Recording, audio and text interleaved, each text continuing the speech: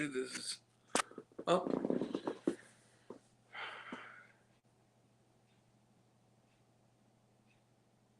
Wait, are you telling me that all I have to do is wear a cat shirt and know a lot about stocks, and I can not only become famous but make a shit ton of money? You know what? This is no longer a review channel. This is a finance channel. No, I'm just kidding. Hi, everyone. This movie was awesome. Hi, everyone. It's me, Grant, the movie and TV guy. Welcome to Raise Up Popcorn with Grant, everybody. Today we were talking about, this morning, it's 1 a.m. Sorry about that. The Expendables review ran a little long, I know, but we had to get it off our chests. From the shit to the sublime. Hi everyone, it's me, Grant, the movie TV guy. Like I said, welcome to Raise Up, Grant, everybody. And today we were talking about this morning we were talking about a movie. Movies and TV. That's what we do here, and that movie is Dumb Money. Dumb Money is directed by Craig Gillespie, who is a fantastic director. Who, among his many works, include most recently the terrific miniseries. If you haven't seen it, definitely do. Pam and Tommy on Hulu, which is just fantastic. But he also has been pretty consistently great. Let's put it to you this way. His first movie was Mr. Woodcock, which was not terrible. Lars and the Real Girl, great. Fright Night, really good. $1 Million Arm, I liked it. The Finest Hours, enjoyable. I, Tonya, which I still haven't seen. I know, I still haven't seen I, Tonya. It's on my endless watch list. I don't end up actually seeing everything, it turns out. There are some movies that are like the holy grail of movies I haven't watched. I'm planning on watching it sometime soon. But he also did Cruella, which I also enjoyed. So this is now Dumb Money. So what is the movie about? Well, it is about the GameStop short squeeze phenomenon from only 2 years ago, 2021. It started kind of in 2020, went into 2021. So yeah, during the COVID-19 pandemic, essentially, I know about as much about stocks as I know how to, speak fluent Spanish. So I will try to say this without looking like too much of an idiot. But essentially, this guy Keith Gill, aka also known as Deep Fucking Value, also known as Roaring Kitty, is a YouTuber and a Reddit user who is played here by Paul Dano. He essentially had faith in the buying value of GameStop, the gaming chain store that's often in malls. It's undervalued. It's going to be short squeezed by a bunch of billionaires, or it seems to be on the path to that, to be sort of shorted, which from what I can gather is to essentially override the value. God, I sound like an idiot. Override the value of something, basically overtake it. Basically spend more than the company's worth, essentially, to sort of take its assets. Among the people involved in that include Steve Cohen, played by Vincent D'Onofrio. This is quite the cast. Gabe Plotkin, played by Seth Rogen, and the heads of Robin Hood, played by Sebastian Stan and Rushi Kota, are trying to sort of take it over. Keith Gill, aka Roaring Kitty, encourages everyone, the little guy, we need to buy this up. We need to basically buy stock in this and keep holding it. We have to keep holding it until, and watch it go up and sort of, change the game and kind of game the system in the favor of the 99%. He soon develops a following. At first, what seems to be negative comments and a lot of crass remarks on his YouTube channel soon becomes he becomes very popular on a subreddit that essentially brings all these people into the fold, buying stock in GameStop. Among them are a nurse who's working during the pandemic, of course, as many of our nurses and other, essential workers were. Jennifer, played by America Ferrera, in another great performance this year following Barbie. Oh, also, I forgot to mention Nick Offerman also is one of the worst of the CEOs. Big cast here. Also, a GameStop employee by the name of Marcus, played by Anthony Ramos. Again, what a cast. And we also have in the mix a pair of college students, a young couple in college, Riri, played by Mahala, and Harmony, played by Talia Ryder, who are both quite good. Mahala I've seen in Bodies, Talia Ryder I've never seen before. She's quite good. And they're also their stories kind of collide with Keith's. They become followers of Keith, and essentially they all make money and then lose money, then sort of make it again. And much to the chagrin and the slowly draining bank accounts of the 1% of the 1%. And even the title of this movie comes from a popular phrase used by the very wealthy called dumb money, which essentially are people who are not worth, being financially involved with, in this case, retail stocks. So it's sort of the battle of wits between the big money and the dumb money. Who will come out on top, and will the little guy, the David, overcome the Goliath? That was a lot. Also, I should mention, also among the cast we have here, are Pete Davidson as Keith's brother, who at the beginning of the movie is the guy you most want to punch in the nards, the DoorDash driver who eats your food before he gets to your house. And then you eventually come to like it. We also have in the mix the likes of Shailene Woodley as Keith's wife, Dane DeHaan as Marcus's boss at GameStop. We also have Clancy Brown in there. We got Olivia Thirlby. What a cast! This is a great cast. So let the humor and the insight begin.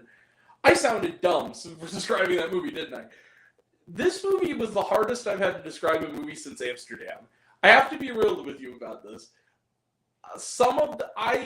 Here's the thing. I give you a quote from John Mulaney. I'm going to use this quote from him. He did a bit where he talks about how the Dow Jones was down several points, and he says, and you have no idea how frustrating it is to still not know what that means. I know dick about stocks. However, I have seen The Big Short. I liked it a lot. And despite how complicated what I'm saying sounds like, Dumb Money does a pretty good job of making it accessible to people like me who are kind of stupid when it comes to that stuff. And it does that by being very character-focused, very humor-focused. I don't think that's any point to sort of beat around the point here. I loved this movie. I thought this movie was absolutely funny and delightful. It had great characters, great performances across the board. I love this approach to biopics. I think more biopics, especially ones that are as bizarre in their, as this one is, as the Truth is Strangest Fiction thing, need to do this more often, which is take these things that are absurd when you really stop and think about them that really happen and play into the absurdity, make it funny, make it a comedy. This is a movie where Seth Rogen's involvement is not accidental, because I implore people, if you had a friend who has been in a coma since 2019 and you walked in during the opening credits after the inevitable tag at the beginning says based on a true story, and you showed it to their friend, they would be convinced that this was a typical Seth Rogen comedy. That this was a Seth Rogen, was the guys who made Superbad spoofing The Big Short. Because that's essentially what this feels like. This movie has that sort of raucous energy, and even raunch. It's kind of raunchy. It's an R-rated movie. But in the context of genuine satire and satirical potential, you hate these Wall Street guys as much as these characters do. And there are certain things they do in particular in this movie that you just want to just reach into the screen and just shake them like, you motherfuckers. It's great. These characters are fun. They're really well developed. I love the way that characters who seem kind of detestable and one-dimensional at the beginning become sort of interesting, like Pete Davidson, who, even as someone who is a Pete Davidson apologist, who does really like Pete Davidson, even though some of his movie choices are not the greatest, even with his sort of anti-heroic pothead loser shtick that he does, that he can make really funny and make really likable. Similar, not since The King of Staten Island he tested my patience in the early going of a movie only to redeem himself to the extent that he has in this. I really love his character. I thought the young actresses, particularly Talia Ryder, I thought they were both really good. And Mihalia, I believe. I hope I'm not mispronouncing your name. You're really good. Everybody did a good job in their part. Seth Rogen does a lot with a kind of a supporting role that really doesn't require a lot of him, but he does a good job of it. But this movie is owned. Bought and sold on Paul Dano. He is so great in this movie. Like, I am not the first person who is going to say this, and I'm not the last person who's going to say this. He is, I think, Oscar-worthy in this movie. He is so genuinely another great performance in a career of great performances. I love Paul Dano. Paul Dano is one of those actors that I could watch sitting in front of a camera reading Green Eggs and Ham on repeat for 2 hours, and I would still say to give him an Oscar. This guy is just a good actor. He has it, man. He's so effortlessly good. The movie's soundtrack is great. I love Craig Gillespie's direction. I love the way that he uses the various memes and internet, little videos and memes from that period as establishing elements in the filmmaking, as ways of transitioning into certain scenes. Very, very funny. I love the juxtaposition. There's a key scene, and it's in the trailer, but in the movie it's even better juxtaposed, of juxtaposing the amount of money that Dano and Woodley are making in comparison to Seth Rogen and Olivia Thirlby are losing as the more wealthy couple. Really funny, really well done, really good use of juxtaposition in that scene. And I just love the script. I thought the script was hilarious. I thought it just kept finding new ways to be like, this really happened. Isn't this crazy? And it makes you really...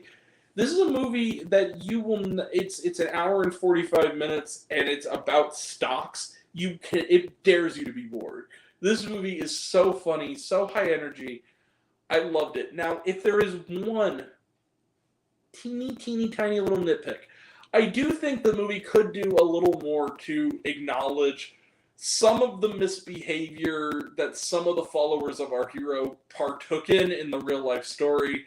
They kind of hinted that. There's one scene where Shailene Woodley sort of tells him, particularly involving Gabe Plotkin, who is probably the least evil of the CEO characters, although he's still kind of a douchebag. But the idea that, like, do you realize that they're also sending, like, him anti-Semitic messages and, like, death threats? And he goes, oh, there are always some bad apples. I'm like, she's right. And if you know the real story, that they kind of gloss over that part of it, that a lot of the Reddit users, and they're using, terminology like the R slur as sort of a calling card, and little things like that where it's like, okay, they need to acknowledge a little bit more that some of the people who were involved in this, who are not, like, characters in this movie, were kind of awful to people. Like, they kind of were. But that being said, that is a minor flaw that cannot take away my love for this movie at all. It does not hurt this movie at all. And guys, I love this movie. This is one of the best movies I've seen so far this year, which is, honestly, this movie is at like an 83. Like, it's not actually getting necessarily unanimous praise or anything. I love this movie. I was so taken with this movie. I really love the script, the acting, everything. And yeah, guys, I'm going to give dumb money. Yeah, you see it. Bang. 5 out of 5 stars plus. I really love this movie. This was a really wonderful movie.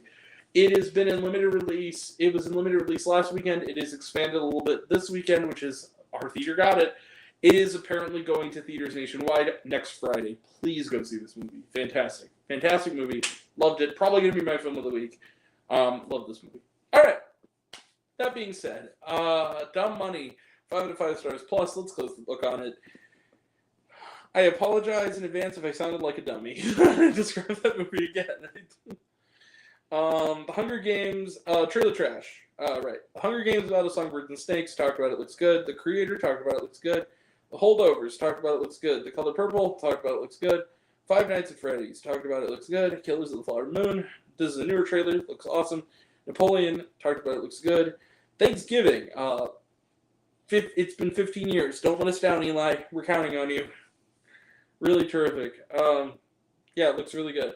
And was there shawarma? No, there was not. All right, that is it. We will be back tomorrow for It Lives Inside. Also, tomorrow night, be sure to stop by Luke's channel for our live watch-along of Asteroid City. I will be there among many other really cool people here on YouTube. We're also going to be there as well. So come check us out and watch Asteroid City with us. It's a great flick, and it'll be really fun to watch it again for the third time. This is my third time watching it, so yeah, do that, and then Sunday we'll have back-to-back reviews for No One Will Save You, the sci-fi thriller starring Caitlin Dever, and Spy Kids Armageddon, because why not? Also, next week we'll have reviews of The Creator, Saw X, Paw Patrol, the Mighty movie, and if you guys are all super nice, maybe I'll go see The Blind. Because I know who you like when I get mad at Christian movies. And then, coming up, we have Exorcist Believer, Taylor Swift, Killers of the Flower Moon, a lot of cool stuff coming in October. VHS 85. So that's all coming up, and that'll all be next time. And also, Hocus Pocus is getting released, so I'll have a retro review of Hocus Pocus, the first one. That's all coming up, and that'll all be next time. And until next time, I'm Greg the Movie and TV Guy. I see it all, and I'm happy to share it with you. I love you all. I appreciate you all. I love you all, class dismissed. I love you 3,000. Be kind to one another. If you like this video, give it a like if you want to. Give it a subscribe if you want to. Give it the bell. I don't know what it does. That's what you're supposed to do. Or so I've been told. Leave a comment, even if it's, hey, Grant, I like waffles. It really helps out. If you want to find me else, reviews, lists, and other fun stuff, you can check me out on letterboxd.com at Raised on Popcorn with Grant. Twitter, I'm at Raised Grant. You can find me on Facebook, Raised on Popcorn with Grant. Instagram and Threads, at Raised on Popcorn with Grant. Serialized, I'm all one word, all lowercase, Raised on Popcorn. I'm sharing my thoughts right now on the Continental series. I watched the first episode, so check it out over there. All one word, lowercase, Raised on Popcorn. Check out my podcast, Raised on Popcorn Grant Podcast, on Spotify and Anchor. Some of you already have it. Even if you haven't, take care of yourself, take care of your mental health. It's incredibly important, and I want to know down below, what did you think of Dumb Money? Did you like the movie? Did you hate the movie? Do you think my opinion's good? Think I'm full of shit? Comment below, let me know. And until we meet again, we're all raised on popcorn. Make my life better. I'll catch you guys next time. Go to bed. I sure need to. See you around, guys. Take care.